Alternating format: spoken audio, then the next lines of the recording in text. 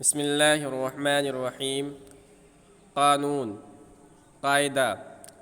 قال دراصل قولہ بود، قال اصل میں قولہ تھا، واو الف گشت، واو الف ہو گیا، قال شد تو قالہ ہو گیا۔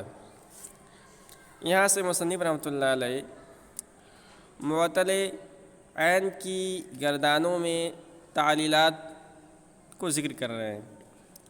تو اس سے پہلے صاحب کتاب نے دعویٰ کیا تھا کہ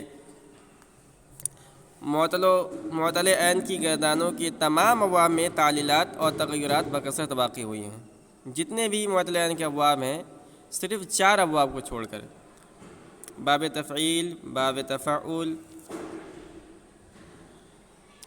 باب تفاعل اور باب مفعلہ، ان 4 ابواب کے علاوہ معطل عین کے جتنے ابواب ہیں سب کے اندر تعلیل ہوئی ہے۔ اس کے بعد انہوں نے معطل عین کے ابواب کو ذکر کیا تھا اور تفصیل کے ساتھ جتنے بھی معطل عین کے ابواب ہیں جیسے فعل ماضی معروف، فعل ماضی مجہول، فعل مضارع معروف، فعل مضارع مجہول وغیرہ وغیرہ کو تفصیل کے ساتھ بیان کیا تھا اور ہم نے پڑھ لیا تھا۔ اب ایک ایک کر کے ان ابواب میں سے جس میں تعلیل ہوئی ہے، جن جن سے کے اندر تعلیل ہوئی ہے اس کو بیان کر رہے ہیں۔ تو سب سے پہلا جو باب انہوں نے ذکر کیا تھا بحث اثبات فعل ماضی معروف، قال قالا قالو، تو اس میں لفظ قالا ہے۔ تو پہلے باب کے پہلے ہی صیغے کے اندر، معطل عین کا جو پہلا باب ہے اس کے پہلے ہی صیغے کے اندر تعلیل ہوئی ہے، تو اسی تعلیل کو بیان کر رہے ہیں اور جس ضابطے کے تحت، جس قاعدے کے تحت وہ تعلیل ہوئی ہے اس کو بھی بیان کر رہے ہیں۔ تو کہہ رہے ہیں قالا اصل میں قولت تھا، واو کو ہم نے الف سے بدل لیا تو قالا ہو گیا۔ اب سوال یہ پیدا ہوتا ہے کہ کس ضابطے کے تحت، کس قاعدے کے تحت قولہ کی واو کو الف سے بدلا گیا ہے؟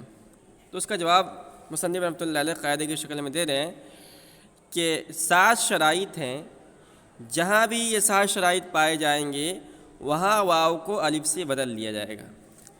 کیا کیا ہے 7 شرائط، اس کو بیان کر رہے ہیں۔ زیرا کہ ہر واو یا کے متحرک باشد، قاعدہ ہے اس لیے کہ ہر وہ واو اور یا جو متحرک ہو۔ تو پہلی شرط یہ کہ واو اور یا ہو اور متحرک ہو، ساکن نہ ہو۔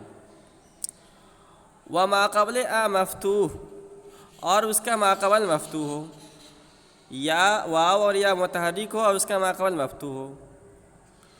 وکلمہ از التباس بمفرد ایمن باشد، اور وہ کلمہ مفرد کے التباس سے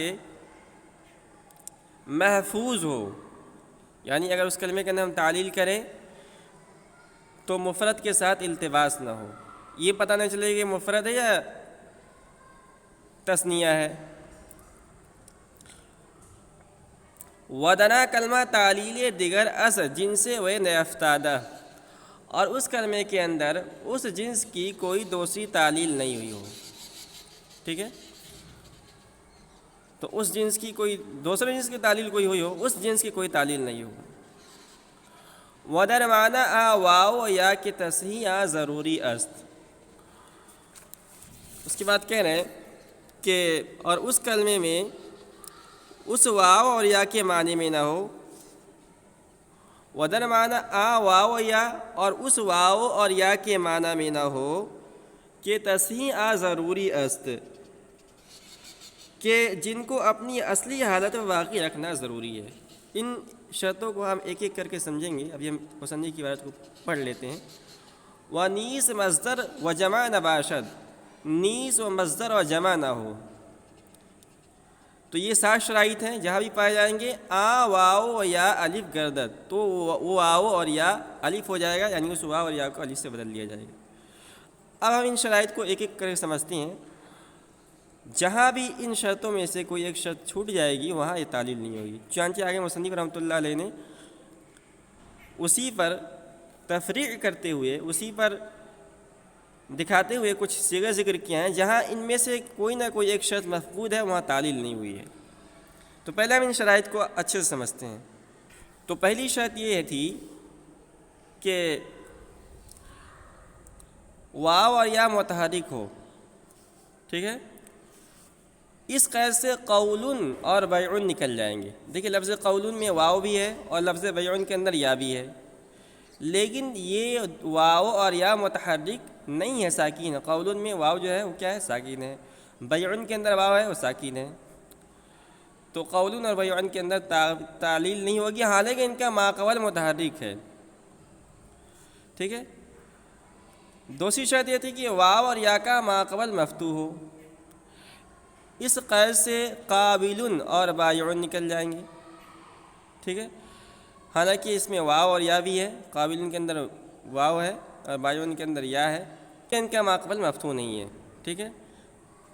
اس کے بعد تیسری شرط ہے کہ جس کلمے میں واو اور یا متحرک ہوں، اس واو اور یا کو الف سے بدلنے سے اس کلمے کے مفرد کے ساتھ مل جانے کا خطرہ نہ ہو، ٹھیک ہے۔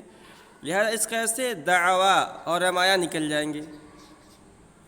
اب دیکھیں دعوا یہاں واو ہے اور رمایا میں یا ہے، متحرک ہیں اور ان کا ماقبل مفتوح بھی ہے، لیکن التباس بالمفرد مانع تعلیل بن گیا، کیونکہ تعلیل کے بعد ان کی صورت ان کے مفرد دعا اور رما سے مشتبہ ہو جائے گی۔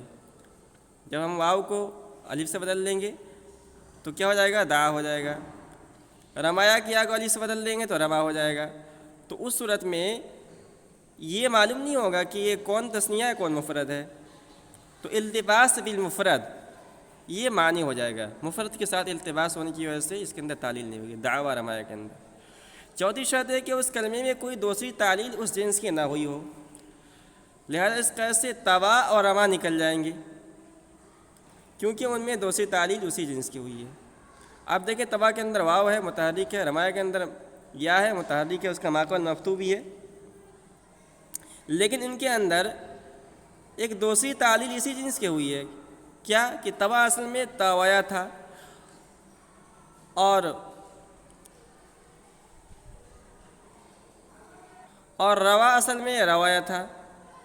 تو توا اور روا یہ دو لفظ ہیں، توا اور روا، تو توا اصل میں تھا توایا اور روا اصل میں تھا روایا۔ یا متحرک ماقبل مفتوح ہونے کی وجہ سے یا کو الف سے بدل لیا تو اس کے اندر ایک مطلب تعلیل ہو گیا ہے، ٹھیک ہے، اس لیے اس میں دوبارہ تعلیل نہیں کریں گے، ورنہ دو علال جمع ہو جائیں گے۔ پانچویں شرط یہ ہے کہ وہ واو اور یا جن کا ماقبل مفتوح ہے وہ کسی ایسے کلمے میں واقع نہ ہو جو کلمہ ہم معنی ہو اس کلمے کے، جس دوسرے کلمے میں اس واو اور یا کو صحیح رکھنا ضروری ہو۔ یہ لمبی شرط ہے اور اس کو ہم نے یعنی صاحب کتاب نے مختصر یوں بیان کیا کہ وہ کلمہ اس واو اور یا کے معنی میں نہ ہو جن کو اپنی اصلی حالت پر باقی رکھنا ضروری ہے۔ اسی کو ہم اور واضح کر کے کہہ رہے ہیں کہ وہ کسی ایسے کلمے میں واقع نہ ہو جو کلمہ ہم معنی ہو اس کلمے کا، جس دوسرے کلمے میں اس واو اور یا کو صحیح رکھنا ضروری ہو، یعنی ان کو اعلیٰ حال ہی باقی رکھنا ضروری ہو۔ مثال سمجھیے، جیسے لفظ عویرہ ہے، عویرہ کے معنی آتے ہیں کانا ہونا، سعیدہ ہے، سعیدہ کے معنی آتے ہیں ٹیڑھا ہونا، عینہ ہے، عینہ کے معنی آتے ہیں آگ کی پتلی پھیل گئی۔ تو کیونکہ یہ تینوں لفظ عویرہ، سعیدہ، عینہ، یہ اعورہ، اسودہ، اعینہ کے معنی میں ہے، ان میں ظاہر عیوب کا ذکر ہے، اور جب بھی جہاں بھی ظاہر عیوب کا تذکرہ ہوگا وہ عموماً باب افعلال اور باب افعیلال سے ہوں گے، اور یہ دونوں باب یعنی باب افعلال اور باب افعیلال تعلیل سے محفوظ ہیں، لہذا وہ فعل جو ان کے معنی میں ہوگا وہ بھی تعلیل سے محفوظ رہے گا تاکہ فرع اصل کے حکم میں ہو جائے۔ تو اس کا سیدھا سادہ ہم مطلب ہی نکالیں گے، یعنی اس شرط کا مطلب یہ ہے کہ وہ کلمہ اس واو اور یا کے معنی میں نہ ہو جن کو اپنے اصلی حالت پر باقی رکھنا ضروری ہے۔ اب مثال کے طور پر یہاں عویرہ ہے، واو متحرک ہے، اس کا ماقبل کیا ہے؟ مفتوح ہے، تعلیل ہونا چاہیے، لیکن یہ اعورہ کے معنی میں ہے، اور اعورہ یہ باب افعلال سے ہے، اور اس کے اندر افعلال سے ہے، اس کے اندر تعلیل نہیں ہوتی ہے، لہذا جو اس کا فرع ہے اس کے اندر بھی تعلیل نہیں ہوگی۔ امید ہے یہ شرط سمجھ میں آ گیا ہوگا۔ چھٹی شرط یہ ہے کہ وہ واو اور یا مصدر نہ ہو، اس کا ایسے دورانن اور جولانن نکل جائیں گے، اس لیے کہ ان میں شرط نہیں پائی جا رہی ہے۔ واو متحرک ہے دورانن کے اندر، جولانن کے اندر بھی واو متحرک ہے، اس کا ماقل مفتوح بھی ہے، مگر یہ دونوں مصدر ہیں۔ ساتویں اور آخری شرط یہ ہے کہ وہ واو اور یا جمع نہ ہو، ٹھیک ہے نا، اس قید سے حوکتن اور شوکتن نکل جائیں گے۔ اس میں واو اور یا متحرک ہونے کے باوجود ہم نے اس کو الف سے اس لیے نہیں بدلا کہ یہ جمع ہے، ٹھیک ہے۔ اور آخری شرط یہ ہے کہ جمع نہ ہو۔ تو یہ 7 شرائط ہیں، یہ جہاں پائے جائیں گے وہاں تعلیل ہوگی۔ اب مصنف نے اس اصول پہ جو تفریق کیا، متفرق کیا، اس کو ہم پڑھتے ہیں۔ ہم نے خلاصہ آپ کو بتا دیا، اب بس ہم ترجمہ کر لیتے ہیں اور آپ کو سمجھا دیں گے۔ تو اب سب سے پہلے وہ مثال لے رہے ہیں جس کے اندر تعلیل ہوگی، تو کہنے چوں قالا و باع و بابن و نابن و دعا و رما و عصا و ہدا، یہاں تک جتنے بھی کلمات ہیں اس کے اندر تعلیل ہوئی ہے۔ اب آگے ان کلمات کو بتا رہے ہیں کہ جن کے اندر تعلیل نہیں ہوگی شرائط نہ پائے جانے کی وجہ۔ تو کہتے ہیں واو در دعوا و یا در رمیا الف نگشت، دعوا کے اندر واو اور رمایا کے اندر یا الف نہیں ہوا، کیوں؟ زیرا کے از التباس مفرد ایمن نیز، اس لیے کہ اس کے اندر شرط نہیں پائی جا رہی ہے، مفرد کے التباس سے یہ معمول نہیں ہے۔ جب ہم دعوا کے اندر تعلیل کریں گے تو ہو جائے گا دعا، رمایا کے اندر تعلیل کر دیں گے تو ہو جائے گا رما، حالانکہ یہ ان کا واحد ہے، دعا دعوا، رما رمایا، تو واحد اور تثنیہ دونوں ایک جیسے ہو جائیں گے۔ وروا الف نگشت، اور روا الف نہیں ہوا، یعنی روا کے اندر بھی تعلیل نہیں ہوئی، کیوں؟ زیرا کے تعلیل دیگر از جنس ہوئے افتادہ، اس لیے کہ اس کے اندر اسی جنس کی ایک دوسری تعلیل ہوئی ہے۔ ہم نے بتایا کہ اصل میں روایت تھا واو متحرک کے ماقبل مفتوح ہونے کی وجہ سے واو کو الف سے بدل لیا تو ہو گیا روا، ٹھیک ہے۔ اب اس کے اندر دوسری تعلیل نہیں ہوگی۔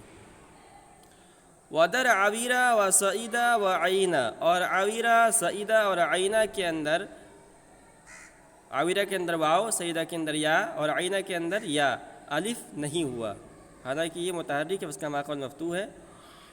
کیوں اس کے اندر ایک شرط نہیں پائی جا رہی؟ زیرا کے درمانہ یعرہ و اسیدہ و یعنہ است، اس لیے کہ یہ یعرہ اور اسیدہ اور یعنہ کے معنی میں ہے، اور یہ ان ابواب سے ہیں یعرہ اسیدہ یعنہ جن کے اندر تعلیل نہیں ہوتی ہے، لہٰذا عویرہ سعیدہ عینہ جو ان کے ہم معنی ہیں اور جو فرع ہیں ان کے اندر بھی تعلیل نہیں ہوگی۔ ودر دورانن و جولانن الف نگشت، اور دورانن اور جولانن کے اندر بھی واو الف نہیں ہوا، کیوں نہیں ہوا؟ زیرا کے مصدر اس، اس لیے کہ مصدر ہے اور مصدر بھی نہیں ہونا چاہیے۔ ودر حوکتن و شوکتن الف نگشت، اور حوکتن اور شوکتن کے اندر بھی واو الف نہیں ہوا، زیرا کی جمع است، اس لیے کہ دونوں جمع ہیں۔ حوکتن حائق کی جمع ہے جو لاہے کو کہتے ہیں، اور شوکتن شائق کی جمع ہے، اس کے معنی آتے ہیں خاردار درخت کے۔ تو یہ مصنف رحمۃ اللہ علیہ نے ان شرائط کو بیان کیا ہے جس شرائط کے تحت قالا اور اس جیسے الفاظ کے اندر تعلیل ہوئی ہے، ٹھیک ہے۔